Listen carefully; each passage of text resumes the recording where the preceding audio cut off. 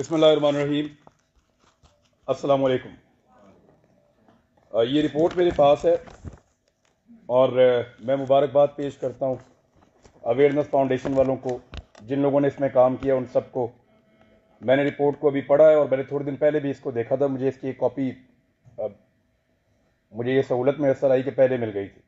मैंने इसको पहले भी पढ़ा था और ज़बरदस्त काम हुआ है अल्हम्दुलिल्लाह, और ये काम जारी रहना चाहिए। मैं एक चीज़ की उम्मीद करता हूँ और दुआ भी करते हैं भट्ट साहब कि अगले साल ये जो लिस्ट है सहाफ़ियों वाली, ये छोटी होगी और हम यहां पे ज़्यादा लोग बैठे होंगे। लोग इसमें कम हो गए और हॉल में ज़्यादा होंगे। मैं इस बात की उम्मीद करता हूं। मैं क्योंकि तनकीद करता हूं बहुत खुलकर, और मुझे आदत है बहुत खुलकर बात करने की, तो मैं उन सबको वेलकम करता हूं जो भी तनकीद करना चाहता है।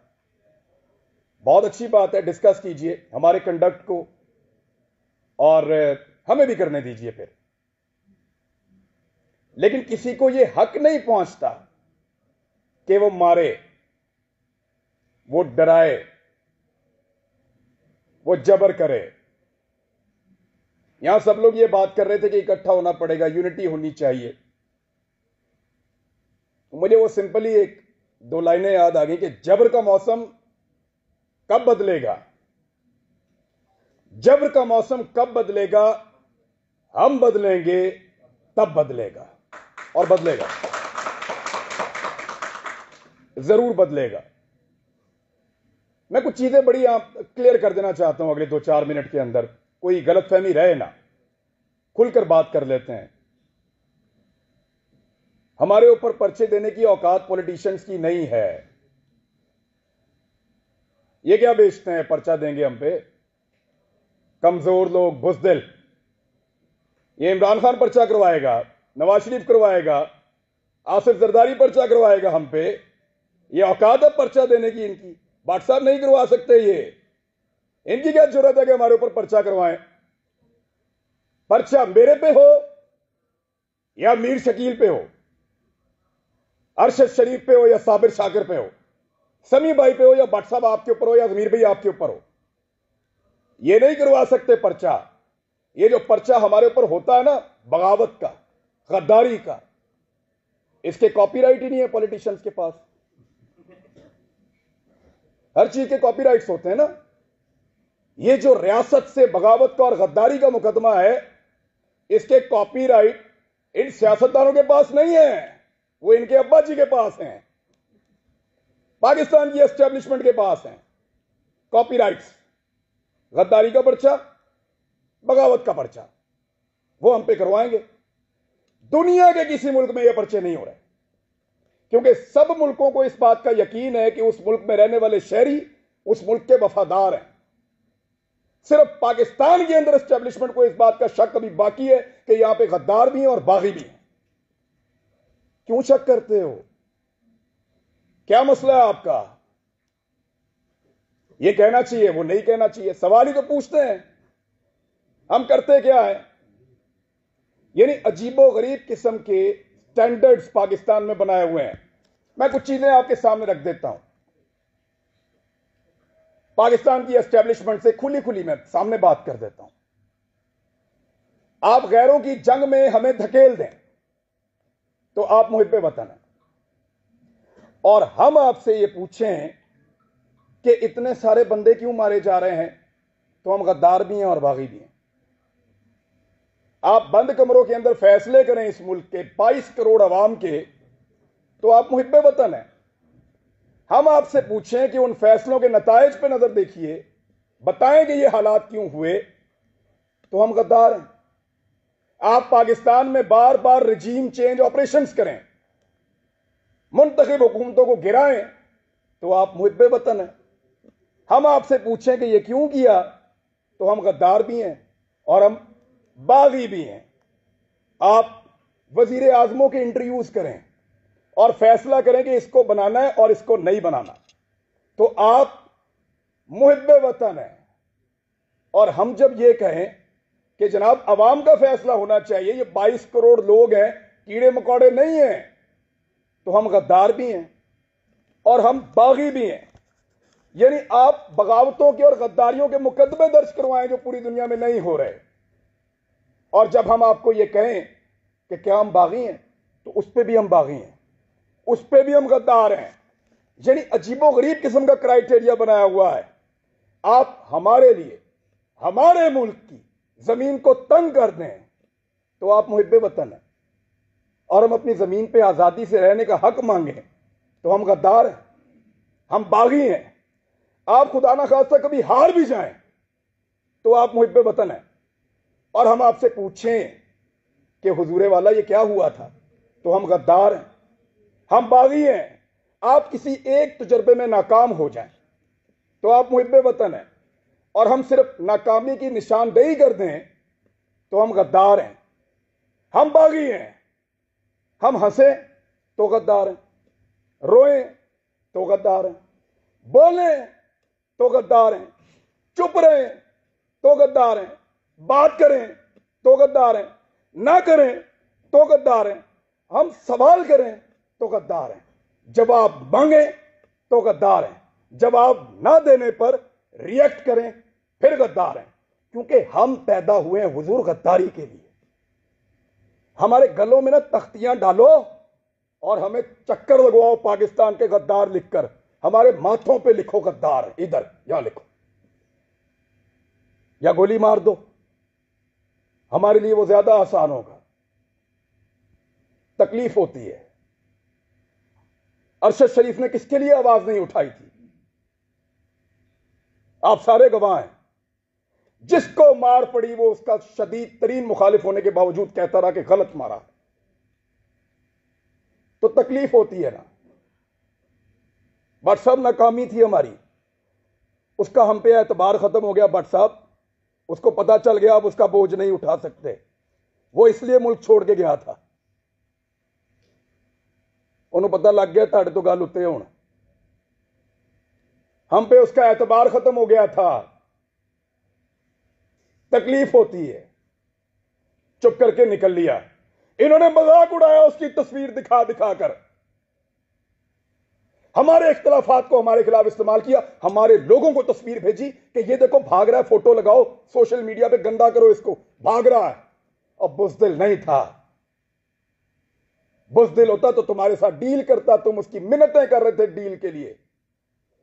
रोज उसे कहते थे कि आओ बात करें, रोज उसे कहते थे कि आओ सरेंडर करो हमारे सामने। उसके बच्चों को थ्रेट, उसकी फैमिली को थ्रेट। अकेला था, उसको पता था सबको उसने अकेले ने संभालना है, कोई और तो नहीं था उसके साथ। जाओ पूछो उसकी मां से, मैं मिलकर आया हूं उस दिन। सारी बातें करने के बाद, पूरा हौसला देने के बाद, आखिर में वो कहती है कि अरशद तो नहीं है ना, जो कुछ भी हो अरशद तो नहीं आएगा अब। हम पे उसका एतबार खत्म हो गया था, इसी काबिल हैं हम पे भरोसा नहीं था उसका, इसलिए वो यहां से गया। बुज़दिल नहीं था, हम नाकारा हो गए थे, हम उसको नहीं बचा पाए। मैं अभी थोड़ी देर पहले मैं मोटरवे पे आ रहा था, मैंने एक वीडियो रिकॉर्ड की। मुझे इत्तला दी गई कि आप इस्लामाबाद आएंगे तो पकड़ेंगे, तो मत जाओ। तो मुझे दो वजूहात समझ आई, या तो कोई ये चाहता है कि मैं यहां के बात ना करूं, या हो सकता है वाकई पकड़ ले। तो मैंने एक वीडियो छोटी सी रिकॉर्ड करवाई, इसलिए कि अगर मैं पकड़ा गया तो ये लोगों तक पहुंच जाएगी वीडियो, और मुझे जो इत्तला दी है, कैसे दी है, किसने पकड़ा, ये भी पता चल जाएगा। मैंने अपने बच्चों से भी माफी मांगी। मैं एक साल में उनको कोई किसी एक मौके पर भी जो मैं उनके साथ टाइम गुजारा करता था, मुझे वो मौका ही नहीं मिला। मैंने उसी वीडियो में उनसे माफी मांगी कि बेटा सॉरी बाबा, फिर लेट हो गए, लेकिन वादा आपसे पूरा करेंगे। लेकिन आपको पता मेरे दिमाग में वाही चीज क्या चल रही थी? मेरा भी आप सबसे एतबार खत्म हो गया है। आखिर में मेरे दिमाग में यह आ रहा था कि अरशद नहीं है, बोलेगा कौन? वही था, सबको इकट्ठा करके वहां अदालत में पहुंच गया था। क्यों पकड़ा उसको? हौसला देता था, डट कर खड़ा था, हर जगह उसने आवाज उठाई और पूरी कोशिश की उसने कि यह मुश्किल वक्त गुजर जाए। अभी मैं इस यकीन के साथ अंदर जाऊंगा कि अरशद पीछे नहीं खड़ा हुआ। अब सिर्फ ये एक कमी मुझे महसूस हुई है, वो इस कमी के साथ पाकिस्तान छोड़ गया था। वो तकलीफ मैंने आज पहली मर्तबा महसूस की है कि जब वो ये मुल्क छोड़कर जा रहा था तो वो कितना बेबस था, और उसका हमने मजाक उड़ाया कि फलां फ्लाइट से निकल गया, इस तरह निकल गया, इस तरह भाग लिया। उसने मुझे फोन पे बताया, इमरान तुझे पता है मैं कैमरे में जानबूझकर मुस्कुरा रहा था, वो इसलिए कि मुझे पता था ये मेरा मजाक उड़ाएंगे। मजाक उड़ाते हो यार, पहले जमीन तंग करते हो, फिर कोई यहां से चला जाए तो उसका मजाक उड़ाते हो। क्या बंदूक लेकर तुम्हारे गले पड़ जाए वो? भाई बोलने का काम है उसका, साफी है वो अपनी साफत से टक्कर दे रहा था, देता रहेगा, शहीद है, तुम्हारे लिए निशाने इबरत बनेगा वो। मैंने पहले कहा था, आज फिर कह रहा हूं कि तुम्हें सिर्फ मारना आता है, हमें और बहुत कुछ आता है, और वो हम इंशाल्लाह करके दिखाएंगे। सिर्फ हमें मारना नहीं आता।